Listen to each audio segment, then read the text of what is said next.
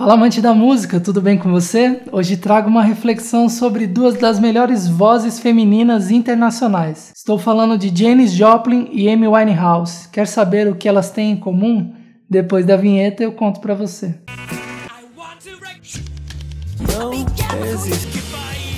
Vida louca.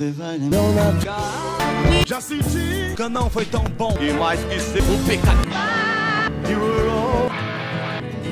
Se Deus foi de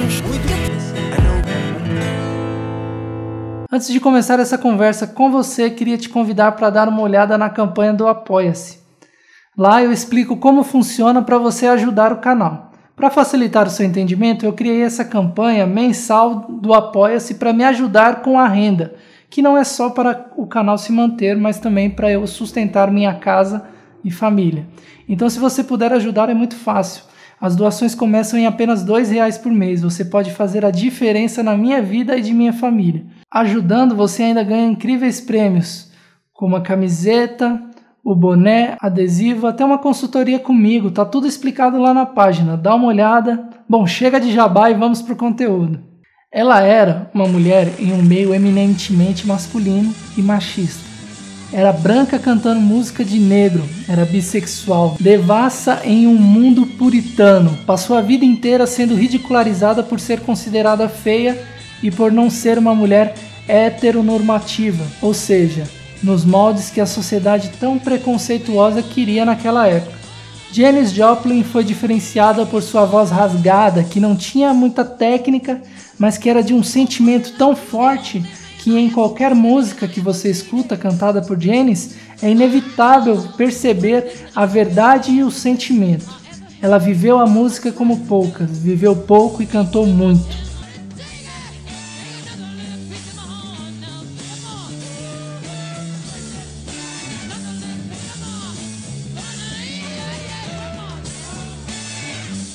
Já a Amy Winehouse chega numa época mais atual, onde o preconceito já havia sido reduzido desde a geração de Joplin.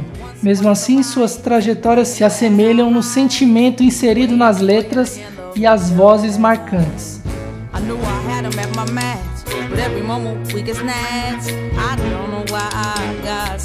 Ambas foram foguetes que alcançaram um sucesso absurdamente rápido. Janis, mais corajosa e questionadora, queria encontrar seu lugar verdadeiro. Até tentou no coral da sua cidade natal, mas não gostava muito de regras. Cantava blues e country em clubes da Califórnia. Já Amy, introspectiva e apaixonada desde cedo, consumiu jazz e muita música por conta de familiares que eram músicos profissionais. Uma curiosidade é que a mãe da Amy também se chama Janis. Não sei se era por causa da cantora, de qualquer forma, enriquece essa curiosidade. Amy e Janis cantaram o amor e principalmente a desilusão amorosa como ninguém. Eu acredito que fizeram um monstruoso sucesso, pois cantavam a realidade delas. Jamais foi algo falso ou que as gravadoras pediam ou que estava posto na mídia que fazia sucesso. Janis Joplin foi um ícone da contracultura nos Estados Unidos dos anos 60. Ela era contra o racismo, o machismo e o conservadorismo daquela época. Amy era uma garota inglesa do século XXI, doce e ferida pela safadeza do pai que traía sua mãe abertamente e que sofreu muito com o divórcio deles. Nunca teve estrutura emocional para o sucesso, mas se tornou um exemplo de empoderamento da mulher na música. Rui Miguel Abreu, da revista portuguesa Blitz, comentou sobre a trajetória de Winehouse na indústria musical. É curioso perceber os passos de ligação de Amy Winehouse à indústria. O seu primeiro contrato foi de agenciamento e management, ou seja, foi seu talento de palco que primeiro lhe permitiu entrar no mundo do espetáculo. A Brilliant levou-a depois a assinar um contrato de publishing com a EMI, levando assim a que a sua segunda ligação à indústria acontecesse como compositora.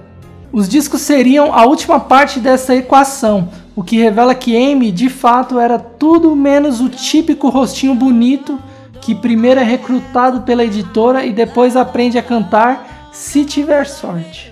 Com relação à beleza, ambas têm, eu diria, uma beleza exótica. Eu achava a Amy muito bonita antes do look que se tornou sua assinatura. Já Janis tinha um dos sorrisos mais encantadores e cativantes já visto.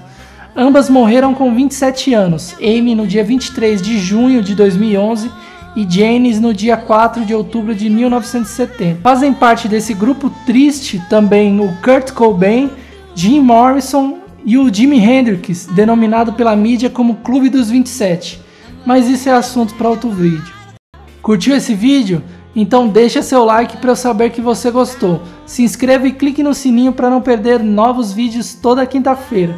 Se quiser ter um contato mais próximo comigo, é só seguir no Instagram, que é o @gui_fari.as. Muito obrigado pela sua audiência. Tchau.